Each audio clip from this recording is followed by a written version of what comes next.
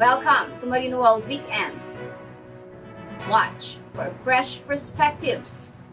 Marino World is moving faster and higher, moving deeper for core issues. I am Lynn Bacani. Our top stories: PCG and Marina to expedite probe on Mercraft 2. OWWA suspends TRANSPO and accommodation aid to returning OFWs starting June 1. Around 10 Filipino seafarers remain in Ukraine after refusing to be repatriated. Marcos Jr. to strengthen public-private partnerships. Marina inaugurates training institute in BACOLOD.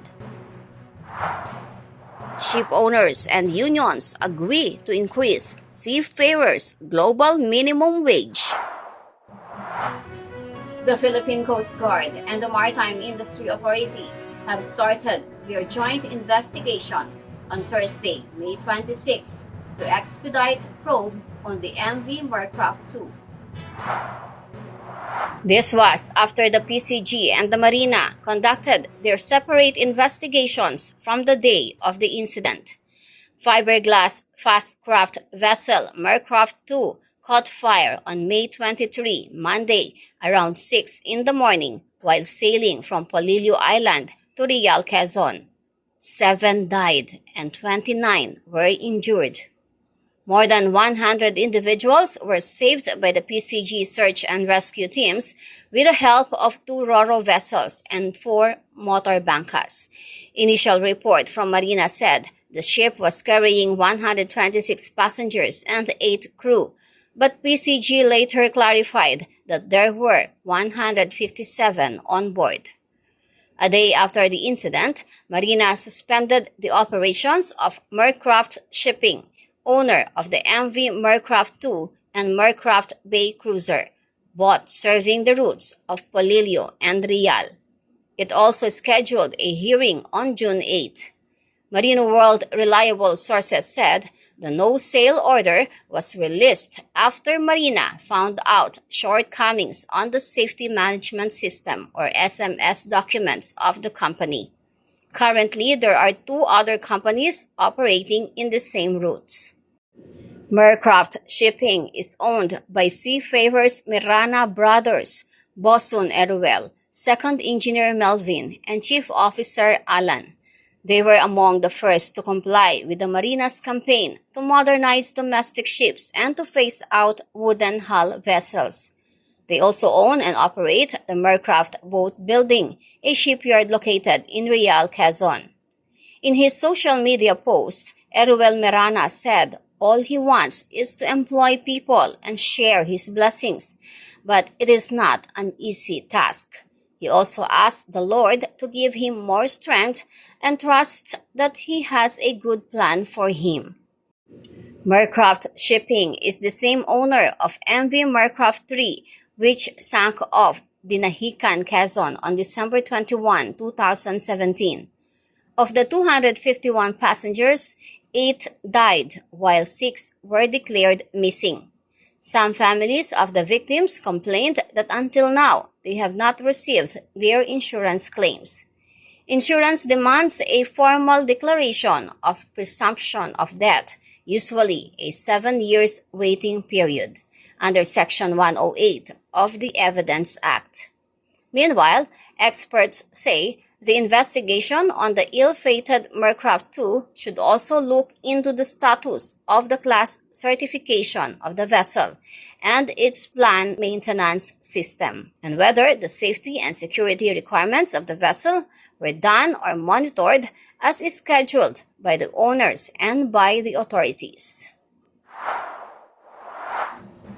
The Overseas Workers Welfare Administration, or OWWA, is suspending the transportation and accommodation assistance for returning overseas Filipino workers, including seafarers, effective June 1. OWWA Administrator Hans Leo Kakdak says the assistance will only be provided if the OFWs are in distress as certified by the Philippine Overseas Labor Offices or POLO or as evaluated by authorized OWWA airport officers. And if the OFWs are returning to the country through government-initiated mass repatriation flights of OFWs provided airfare by the POLOs through commercial flights. Partially vaccinated or unvaccinated OFWs who are required to undergo mandatory facility-based quarantine under IATF Resolution No. 159, Series of 2022, shall continue to be provided accommodation assistance, but their transportation to their respective home provinces shall be at their own expense. In view of this, OWWA chartered buses at the Parañaque Integrated Terminal Exchange or PITX and OWWA sweeper flights at the NAIA Terminal 3 shall cease operations on June 1, 2022, Wednesday. Returning OFWs needing help will still be provided assistance and are advised to contact the OWWA hotline number 1348 or the Repatriation Assistance Division. Ito naman ay bunsod ng mga developments with respect to the IATF pronouncement ng Alert Level 1 status pag normalize ng public transportation. Kasi sa ngayon, ang dinadanas natin, una, yung quota ng arrival sa NAIA lumawak na. Dati yung mga 1,500 arrivals. Pumapatak na ngayon ng mga 8 to 10,000 dumadating sa NAIA, no? Every day. Okay. And ang napapansin namin, 90 to 95% of OFWs ang dumadating, lalo na yung fully vaccinated na wala ng quarantine requirement, diretso uwi na. May sarili na silang sasakyan, may sarili na silang transportation arrangement. So, in light of this, and yun nga, itong libreng hatid sa public transport natin is more of an emergency measure. Maybe it's time to suspend or to wrap up yung ating domestic transport operations for returning OFW. So yung sa PITX, yung chartered buses, and then yung chartered flights natin sa NAIA to sa Visayas at Mindanao, PITX sa Luzon. So in light of this, ang anunsyo natin is yung transportation for returning overseas Filipino workers should be suspended effective June 1st, 2020.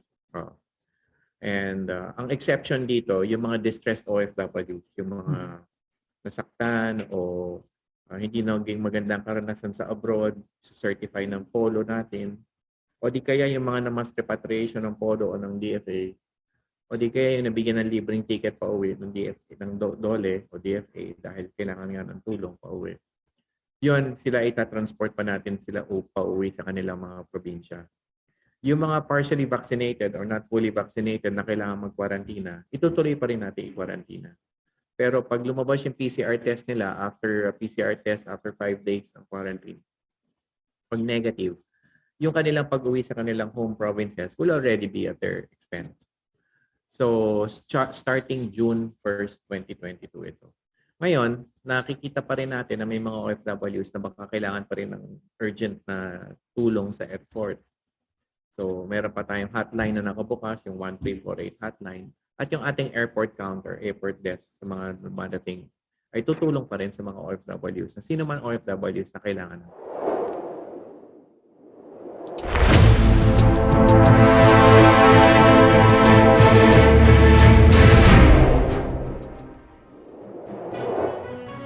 There are still around 10 Filipino seafarers left in Ukraine ports after refusing to be repatriated. This was confirmed by Overseas Workers Welfare Administration Chief Hans Leo Kakdak. The official said they had a talk with the seafarers through a virtual meet just recently. He said the Filipino crew are manning ships that are currently docked in the ports of Ukraine and are all in good spirits. Kakdak, however, said they are still trying to convince the seafarers to come home and be repatriated as soon as possible. Earlier, the International Maritime Organization or IMO expressed concern on reports that seafarers in some Ukrainian ports have no longer access to fresh food water, and medicine supplies. On this, the IMO Maritime Safety Committee has adopted a resolution on actions to facilitate the urgent evacuation of seafarers from the war zone area in and around the Black Sea and the Sea of Azov as Russia continues to invade Ukraine.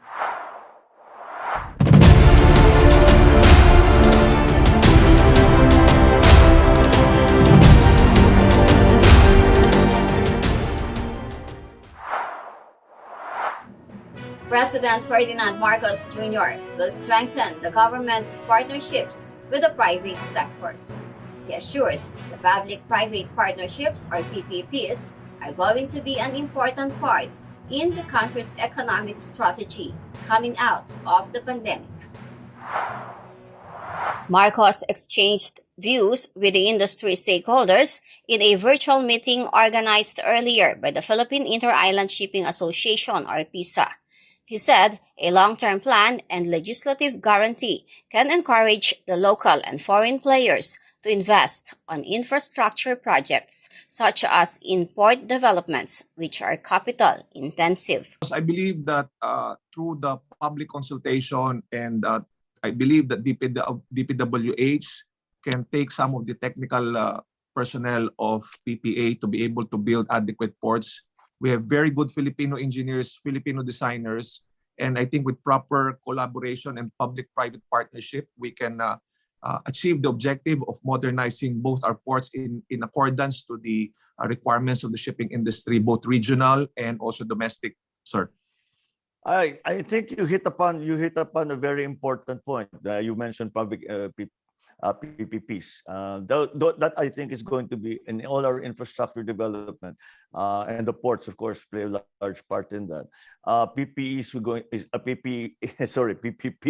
are going to be an important part in our economic strategy coming out of the pandemic. PISA members are more than willing to help collaborate in the development of our ports because we're the primary users of the ports. So we're the best people to ask for advice, and we're more than willing to help. That's absolutely true. The shipping industry is a long-standing one in the Philippines. We have been seafarers since ancient times, and we have played a very large part in international shipping. And we are an archipelagic country. That's why I guess it's not only inter-island shipping, but all the shipping that the Philippines is involved in should be playing a much larger part in our economy. We see what Singapore has done. We see what the great ports, Rotterdam, London, now Qingdao has become, I think, the largest one now. But even in our local setting, we see immediately the upsurge. What happened in Cebu since the port there was developed a long time ago. Cebu has economically boomed.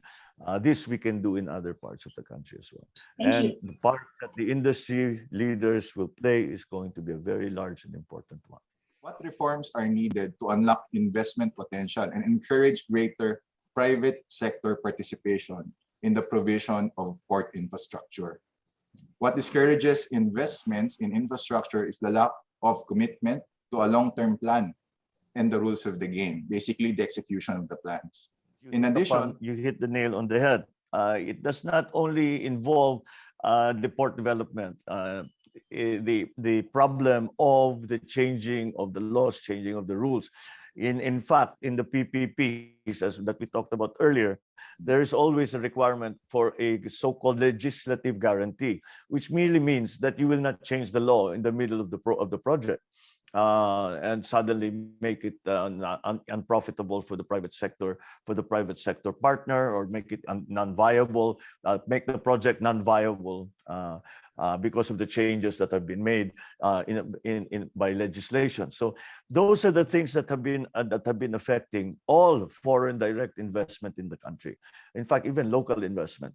That's why such investments as port development, which are capital intensive, capital-intensive investments. We are not getting that capital-intensive investment simply because the laws and the regulations sometimes change, and in the view of those investing corporations, that they are arbitrarily changed for political reasons, and that is always been a problem for us. So let us learn to provide those legislative guarantees that the operators need to have, so that they can have a long-term commitment to the country, and we will not get it otherwise. Now, I think before that, we have to decide on how we approach. As you see, we talked about the PSA earlier. That is one approach to try and redevelop and to reinvigorate the port system, modernize really the port system. But I think what we need to do is to come up with a plan and to make specific sites. Sabihin natin, we will prioritize, let us say, the ports that already have some infrastructure. They already have transportation going in and out of the ports. They already have the manpower to handle larger ships. And then let us say we'll develop Zamboanga, we'll develop inter-island out of Cebu, we will develop Subic, CDO, Tacloban, Iloilo, all of these ports that are already operating. And if we provide the industry and any investing partners, foreign or otherwise, if we can provide that kind of long-term plan, which is what corporations need. Corporations actually, the one thing they look for when they are assessing an investment is that they are able to depend on stability, and that simply means that what we started to do 3 years from now will still continue to be a viable project. You will not change the laws, you will not change the rules, you will not suddenly reassign the people who have been working for years on the project and then put in some political appointees who don't really know how to proceed. So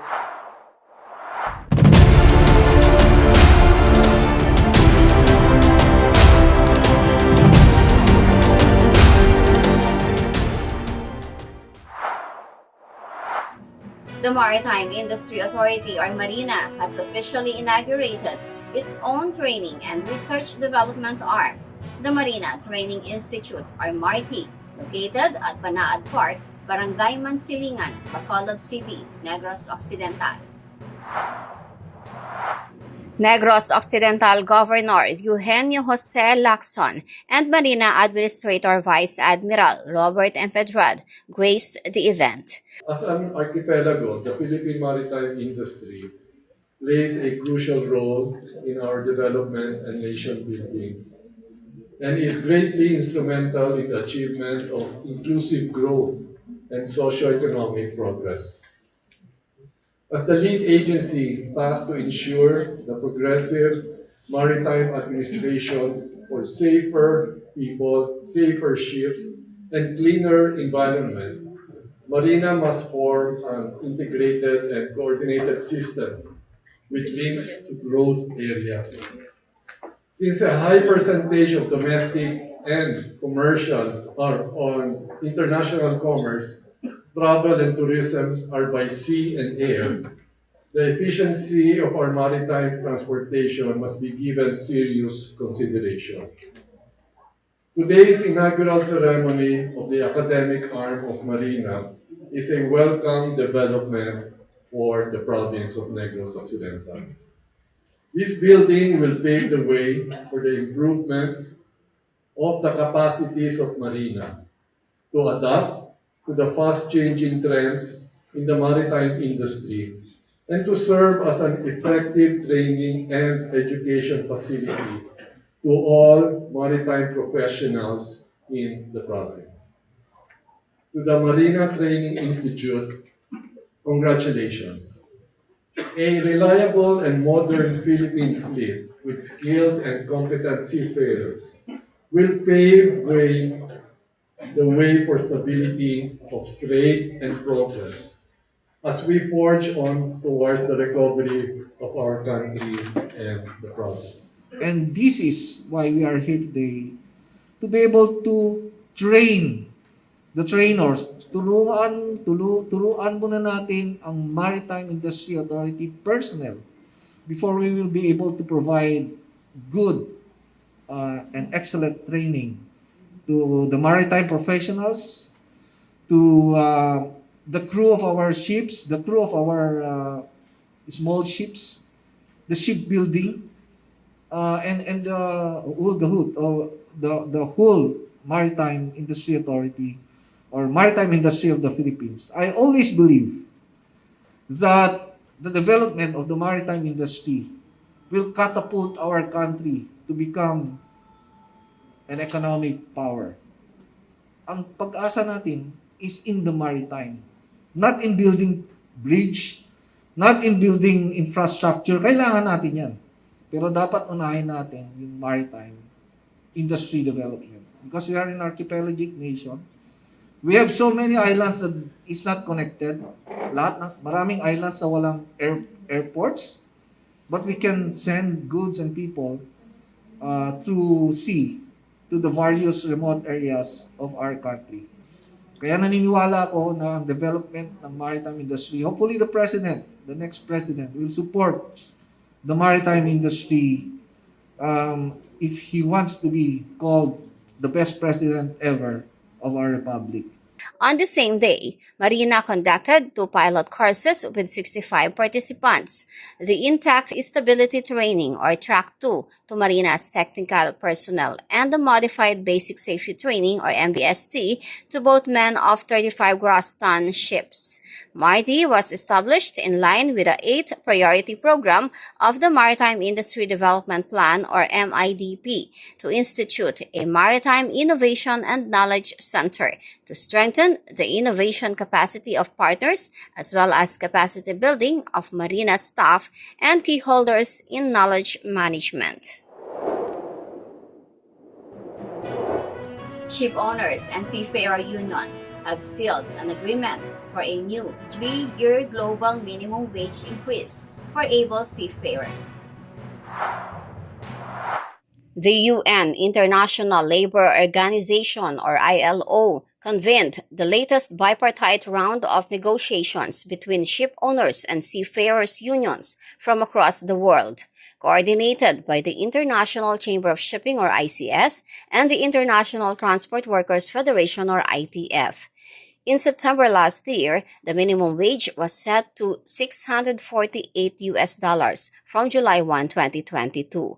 At the latest round of negotiations, the social partners agreed to structure the new 3-year deal through annual increases up to $673 from January 1, 2023 to January 1, 2025.